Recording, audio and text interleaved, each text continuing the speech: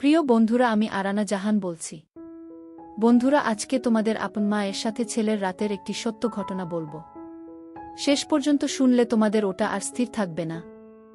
আমার নাম অপু, বয়স 23 বছর। লেখাপড়া প্রায় শেষের দিকে। আমাদের ছোট পরিবার।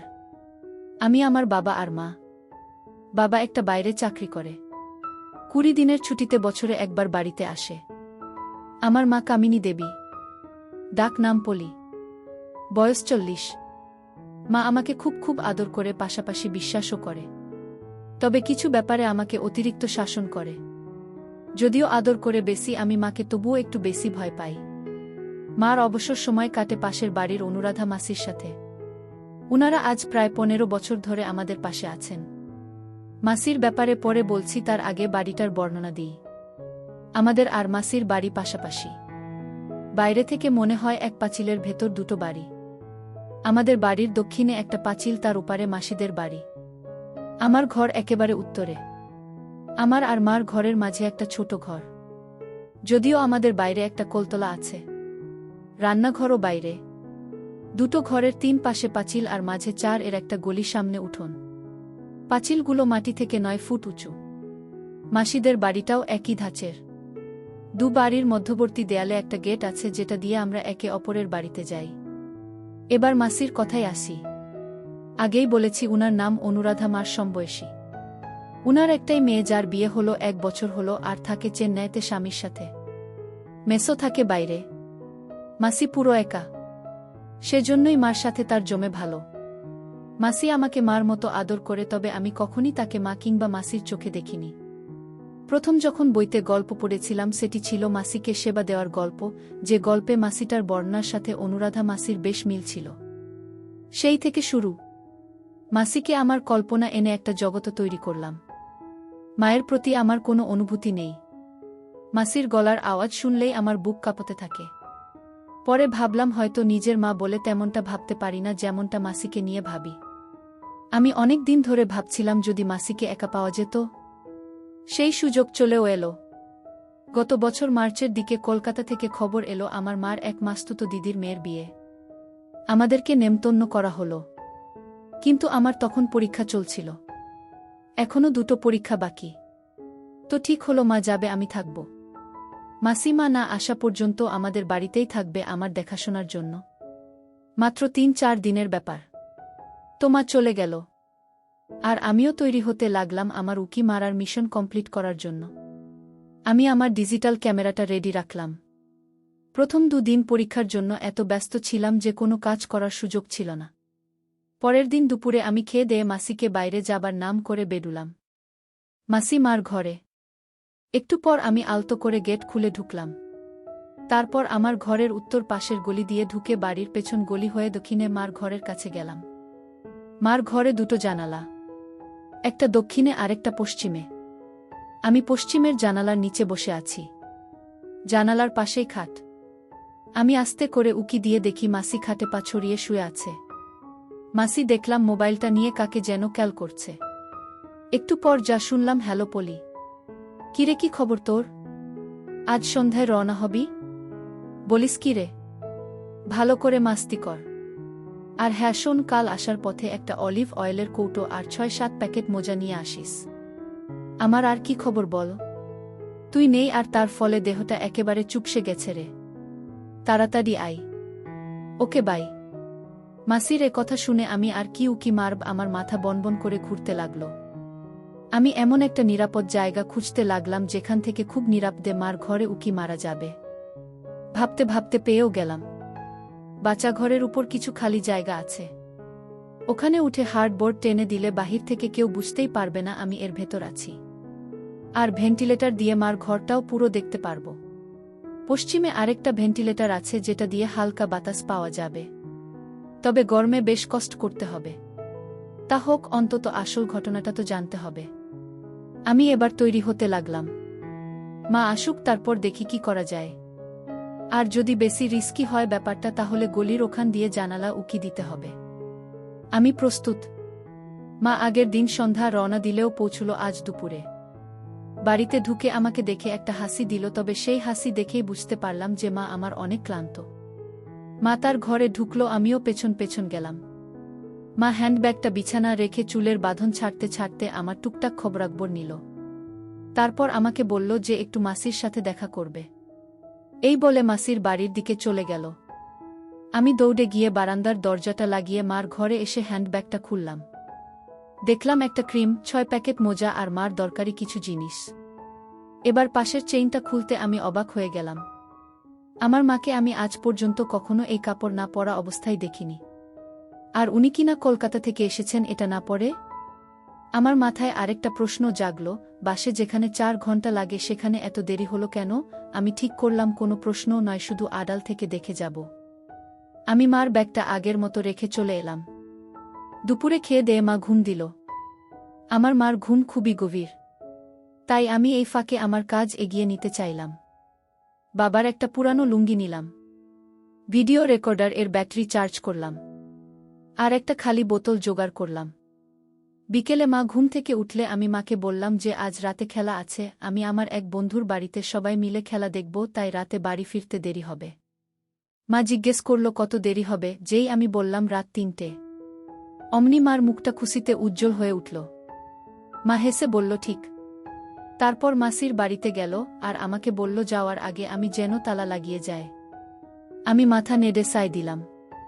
কিছুক্ষণ পর আমিও বেডুলাম, তবে ডুপ্লিকেট চাবি সাথে নিয়ে। কিছুক্ষণ পর আমি ফিরে আসলাম।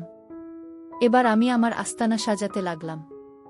ছোট ঘরের দরজার সামনে একটা স্টুল রেখে ওটার উপর দাঁড়িয়ে হার্ডবোর্ডটা সরিয়ে দিলাম। এরপর বাবার পুরানো লুঙ্গিটা, এক বোতল জল, একটা খালি বোতল মোতার জন্য উপরে তুলে নিলাম। তারপর আমিও উঠলাম, লুঙ্গিটা বিছিয়ে দিলাম। দেখলাম ভেন্টিলেটর দিয়ে মার ঘরটা পুরো দেখা যাচ্ছে আর খাটটা একদম ফেস টু ফেস পজিশনে। এবার আমি নেমে এলাম। আমার ঘরে একটা দরজা আছে যেটা দিয়ে উত্তর দিকে বের হওয়া যায়।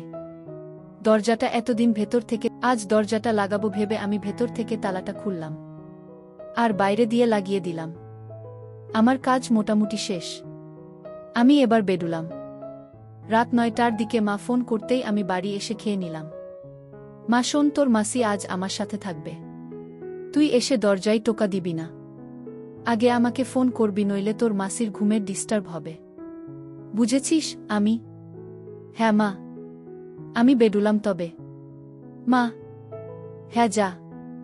আমিও যাই, অনুরাধাকে ডেকে আনি। দুজন একসাথে বেডুলাম। মা মাসির বাড়িতে ঢুকতে আমি আমার ঘরের ভিতর দরজা দিয়ে ঢুকে ভিডিও রেকর্ডারটা নিয়ে ঘর থেকে বেডুলাম। চাবিটা নিয়েছি কিনা দেখে নিয়েই আমি আমার ঘরে তালা মেরে স্টুল এ দাঁড়িয়ে ছোট ঘর এর উপরে উঠে হার্ডবোর্ড টেনে দিলাম। ওফ, হাফ ছেড়ে বাঁচলাম যেন। বেশ গরম লাগছে। ভেন্টিলেটর দিয়ে বেশ বাতাস আসছে। আজ বোধহয় বৃষ্টি হবে। কিন্তু মা এখনো আসছে না কেন? 10টা বাজে প্রায়। এমন সময় আকাশে বিদ্যুৎ চমকাতে লাগল। ভেন্টিলেটর দিয়ে বেশ বাতাস আসছে।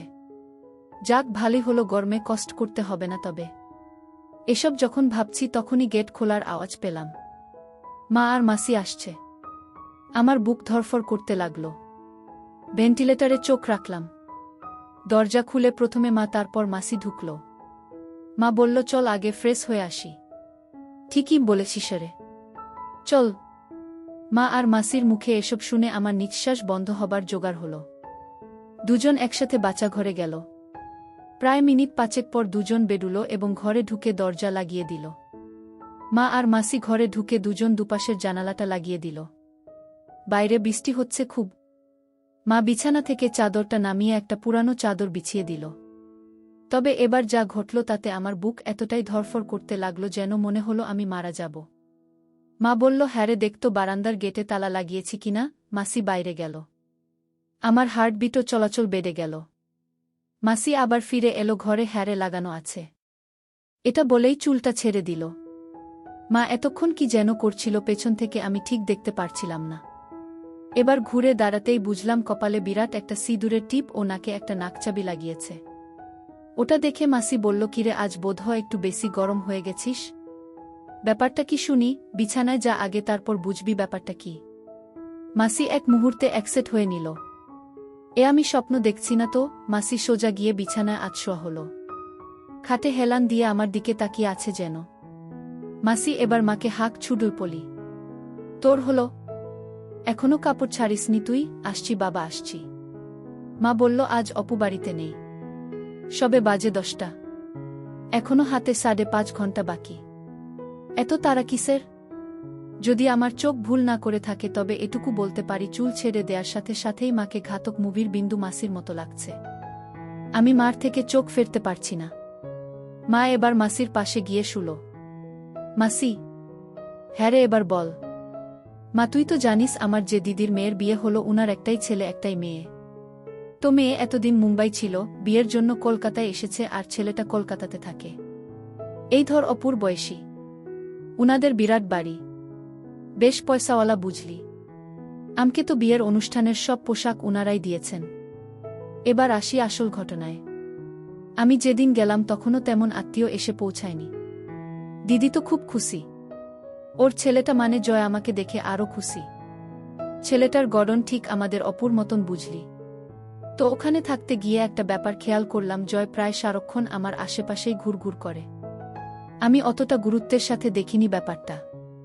তো এভাবেই চলছিল। ঠিক ওই দিন সন্ধ্যা হতেই অন্য আত্মীয়রা আসতে শুরু করল। দিদির যা ছিল 2 জন। তোকে কি বলবো, দুটোই আগুন। মাসি। কেন রে? মা। আর বলিসনে এসেই দেখলাম তার 2 জন দুটো জয়কে নিয়ে কোথায় যেন গেল। পরে জানতে পারি জয়ের কাছ থেকে ওরা তখন সেবা নিচ্ছিল। মাসি। কি বলিস তুই? মা, তবে আর বলছি কি? ওটা পরে বলবো, এবার শোন ঘটনা। বিয়ের দিন দিদি আমাকে নিজে সাজিয়ে দেয়। অনেকেই আমার দিকে আজ চোখে দেখছিল, এমনকি মহিলারাও আমার দিকে তাকাচ্ছিল। তো একসময় আমি মানিয়ে নিলাম। হঠাৎ দিদি এসে বলল, পলি দেখতো জয় কোথায়? ওকে পেলে বলবি আমি ডাকছি। আমি জয়কে খুঁজতে লাগলাম সারা বাড়ি, কোথাও না পেয়ে গেলাম ছাদে। ওকে যেই ডাকবো তখনই খেয়াল করলাম ও ফোনে কার সাথে যেন কথা বলছে। আমি ভাবলাম কথা শেষ হলেই ডাক দেব, তাই দাঁড়িয়ে রইলাম। হঠাৎ শুনি ও বলছে, হ্যারে কঠিন জিনিস। মার কেমন এক বোন হয়। হ্যারে আজ 2 দিন ধরে তো তাকে ভেবেই পানি ফেলছি। দেখা যাক কি হয়। বাই। এটুকু শুনেই আমি বুঝে ফেললাম ও কার কথা বলছে। আমি এমন একটা ভাব করলাম যেন এই মাত্র এসেছি, জয় তোকে দিদি ডাকছে। জয় কিছু না বলে আমার দিকে একবার তাকিয়ে চলে গেল। আমি একলা ছাদে দাঁড়িয়ে ওর কথাগুলো ভাবতে লাগলাম। মাসি। কি? মা, বলছি তো দাদা একটু জল খেয়ে নি। মা জল খেয়ে আবার বলতে শুরু করল। আমি ভাবতে লাগলাম, তবে কি জয় আমাকে সেবা দিতে চায়? পাশাপাশি এও ভাবতে লাগলাম, স্বামী থাকে অনেক দূরে, বছরে কটা দিন আমার কপালে জোটে, তাও সেটা আমার জন্য যথেষ্ট নয়। অনেকেই তো অনেক কিছু করে বেড়ায়, কেউ জানে না বলে তারা সতী নারী হিসেবে পরিচিত হয়।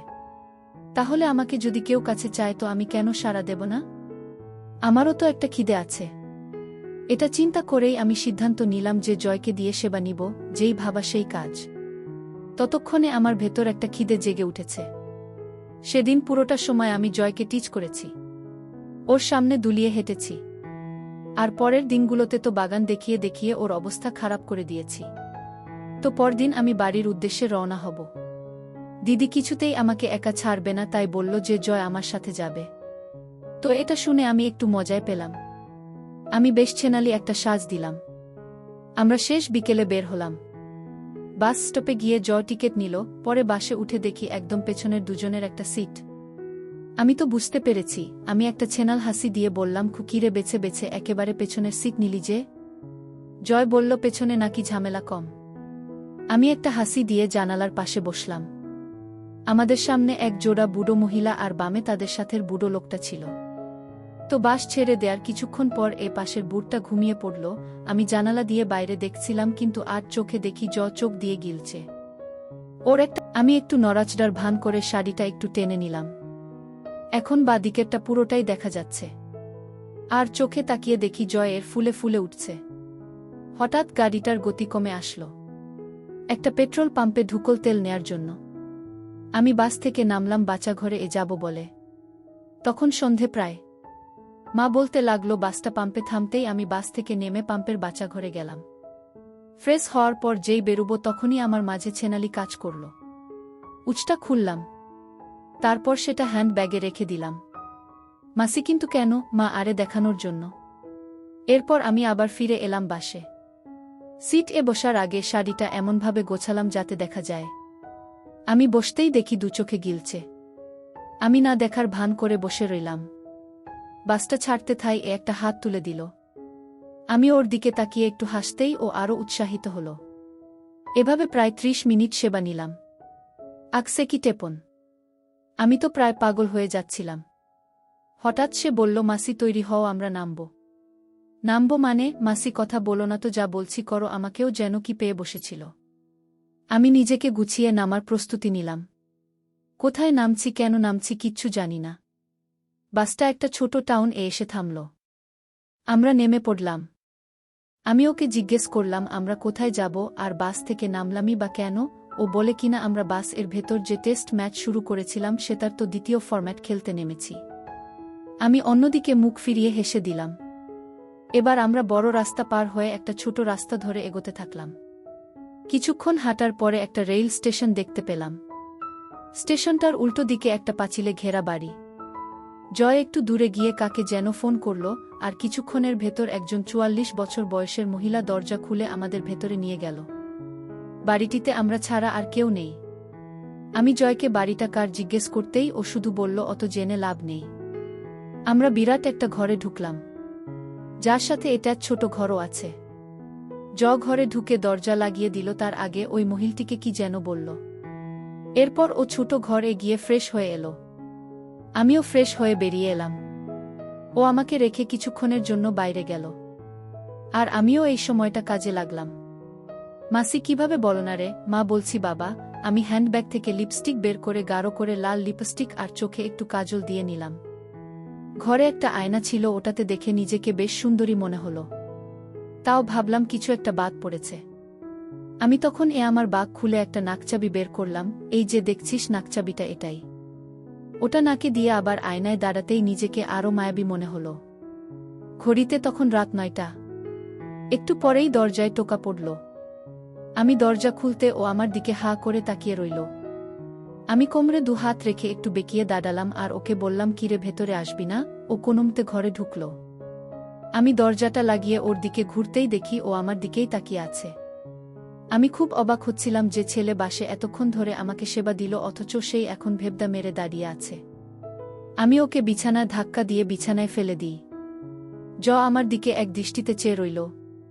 আমি ওকে জিজ্ঞেস করলাম, কিরে অমন করে কি দেখছিস? মাসি তুমি না অনেক অনেক সুন্দরী, তাই না কি? তা কবে থেকে? তুমি যেদিন আমাদের বাড়িতে এলে সেদিন থেকেই তুমি আমার রানী হয়ে গেছ। তাছাড়া কি? তাছাড়া আজ তুমি যে সাজ দিয়েছ তাতে তোমাকে সুপার ডুপার লাগছে।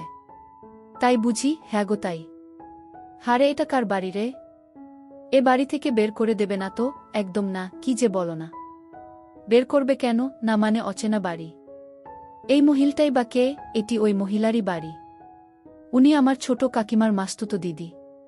আসলে এটা একটা সেবালয়। কি? হ্যাঁ গো হ্যাঁ, উনি এখানে দালালি করেন। এই ঘরটা হচ্ছে এ বাড়ির সবচেয়ে এক্সক্লুসিভ। শেষ পর্যন্ত তুই আমাকে সেবালয় নিয়ে এলি, তা তুমি এই আস্তানাটা চিনলে কি করে? বারে ছোট কাকিমাকে নিয়ে এখানে কত এসেছি। মানে আর কি? কাকিমাকে এখানে এনে সেবা দিয়েছি। তুই তোর কাকিমাকেও? হ্যাঁ, শুধু ছোট কাকিমাকেই নয়, মেজ কাকিমাকেও। এ ঘরে দুজনকে একসাথেও সেবা দিয়েছি। ওই যে মাসিটাকে দেখলে দুয়ার খুলল, ওকেও। এমনকি বিয়ের দিনগুলোতে যে কয়টা দিন কাকিমারা আমাদের বাড়িতে ছিল প্রতিদিনই সেবা দিয়েছি। ওরে দুষ্টু বলিস কি? দিদি টের পেলে কি হতো বলতো? কি আর হতো? কিছুই হতো না। দিদি জানলে কেটে রেখে দিত। তাই না কি? আরে কেটে ফেললে আমার মা কাকে দিয়ে সেবা নিত? মানে বোঝনি? মনে হলো তোমার দিদি মানে আমার মা আমার কাছ থেকে সেবা নেয়। মানে তুই তোর মাকে সেবা দিস? হ্যাঁ, মা তো আমাকে এসব শিখিয়েছে। কাকিমাদের ব্যবস্থাও মা করে দিয়েছে। আর আজ যে তোমাকে নিয়ে এখানে এসেছি এগুলোর ব্যবস্থাও মা করে দিয়েছে। কাকিমারাও জানে যে আমি তোমাকে সেবা দিতে চাই। বিয়ের অনুষ্ঠানে ওরা তোমাকে দেখেছে। অবশ্য ওরা তোমায় দেখে হিংসায় মরে যাচ্ছিল। কেন রে? কেন আবার? তোমার কাছে ওরা যে কিছুই না। আমি ভাবতেও পারছি না দিদি। দাদাও তোমাকে একটা জিনিস দেখাচ্ছি, এটা বলে ও ওর মোবাইল হাতে কি যেন করছিল। তারপর আমার হাতে দিল, দেখলাম ভিডিওতে দিদি। আমি লজ্জায় দিদির দিকে তাকাতে পারছিলাম না। আমি জয়কে বললাম একটু বাইরে যেতে। ও বাইরে যেতেই আমি দিদির সাথে কথা বলা শুরু করলাম। দিদি ভিডিওতে এটা কি পড়েছ? কেন রে, খারাপ লাগছে? আমি তো একসেট থাকি রাতে। আজ জয় নেই তাই ঢেকে রেখেছি, নইলে মাছি বসে এটো করে দেবে যে। হ্যারে কেমন লাগছে, যাও তুমি না একটা জিনিস। নিজের ছেলেকে দিয়ে বারে খিদে কমাতে হবে না, তাই বলে ছেলেকে দিয়ে দেখ পলি মেয়েদের সেবা দরকার। সেটা কার কাছ থেকে নিলি তা দেখার দরকার কি? খিদে মিটলেই হলো। তাছাড়া সুখেই তো আছি। আজ থেকে তুইও বুঝবি কি মজা। তুমি কবে এ ব্যবস্থা করলে বলতো? তুই যেদিন এলি সেদিন থেকেই ও আমাকে বলছিল মা মাসিকে সেবা দিব, মাসিকে লাগাবো, তুমি ব্যবস্থা করো, নইলে তোমাকে আমি ছোব না। আমার একমাত্র ছেলে একটা আবদার করেছে আর আমি তা রাখব না? তাছাড়া ও যদি আমাকে সেবা দেওয়া বন্ধ করে দেয় তাহলে তো আরও বিপদ। তাই ওকে বলে দিলাম যা যেভাবেই হোক ব্যবস্থা করব। কিন্তু বিয়ের ঝামেলায় তা আর হয়ে ওঠেনি। ওদিকে আমার যা দুটো কোথায় একটু হেল্প করবে তা না, সারাদিন জয়কে গিলেছে। শেষমেশ ছোটর সাথে কথা বলে ওর বোনের বাড়িটা ঠিক করলাম। তুমি না একটা জিনিস, আর তুই কি? আমার ছেলেটাকে খাওয়ার জন্য সব বের করে করে হেঁটে বেড়াতিস। শুনলাম বাসেই নাকি তোকে ফিট করে নিয়েছে। আস্ত জিনিস তুই। আর হবিও বা না কেন? আমারই তো বোন। আমাদের মারা ছিল কঠিন, তোমার মুখে কিছুই আটকায় না।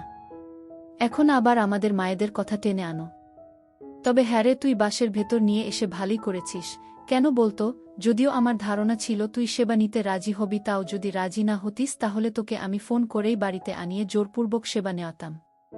দিদি, তুমি পারো না এমন কিছু নেই। হয়েছে হয়েছে, এবার আমার ছেলেটাকে নিয়ে শুরু কর দেখি। কাজটাজ শেষ করে সেখানে রয়ে গেলাম। সকালে নাস্তা করে দুজন বেরিয়ে পড়লাম। স্টেশনে গিয়ে ট্রেন এ উঠলাম। ও আগেই একটা কামরা রিজার্ভ করে রেখেছিল।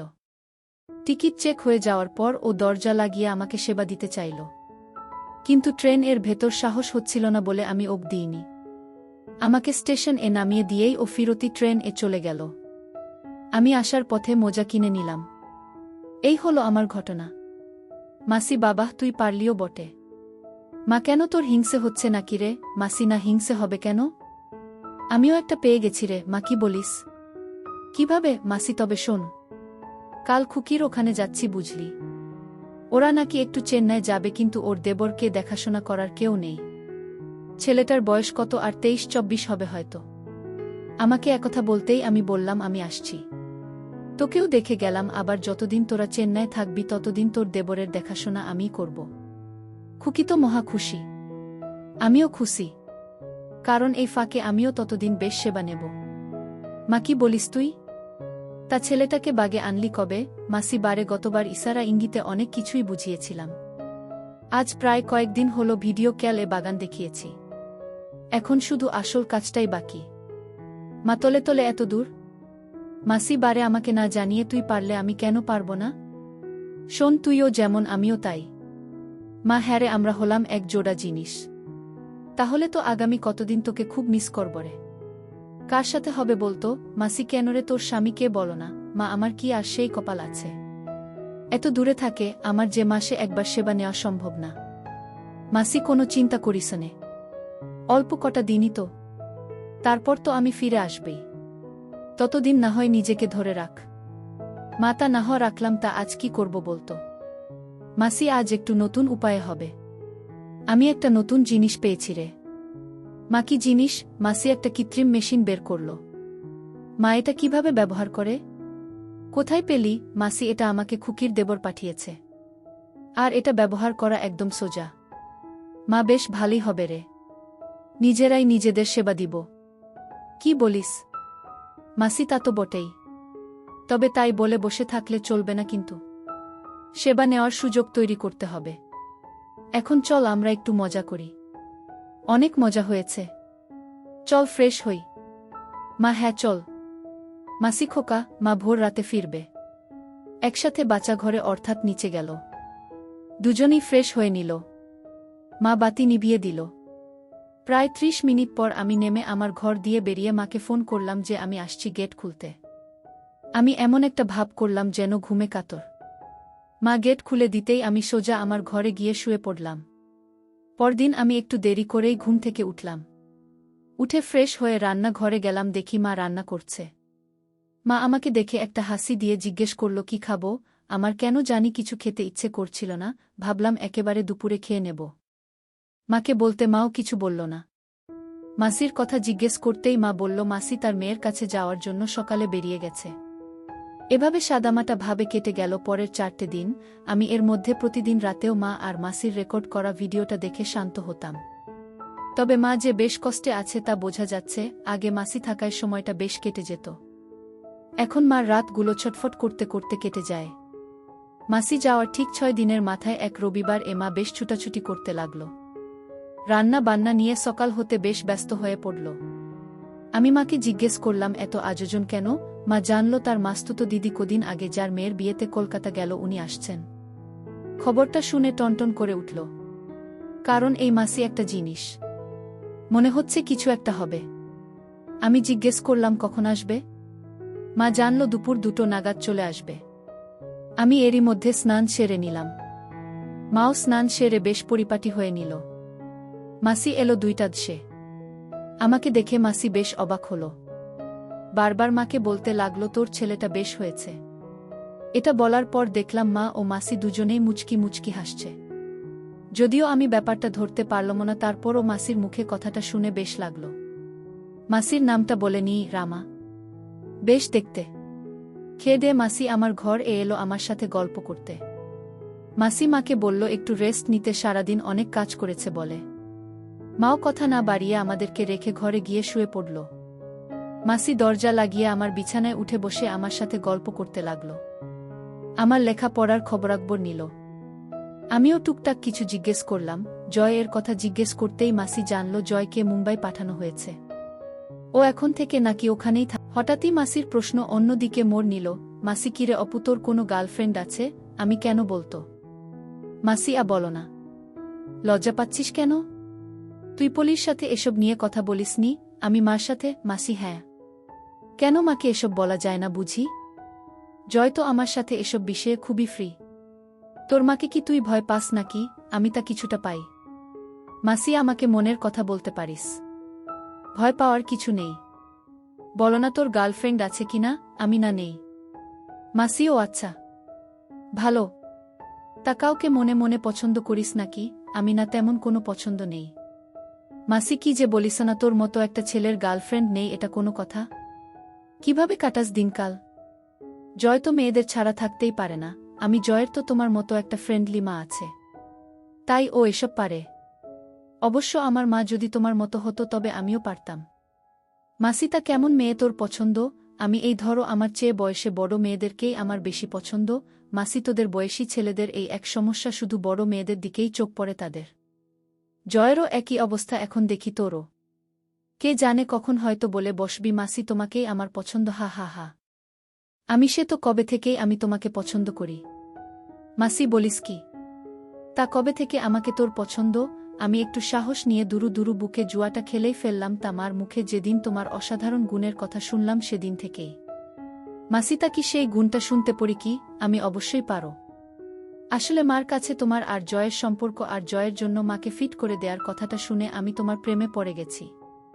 আমার কথাটা শুনে মাসি একটা ধাক্কা খেলেও দ্রুত সামলে নিয়ে বলল, তোর যেখানে রাগ হওয়ার কথা সেখানে তুই আমার প্রেমে পড়লি কেন বলতো?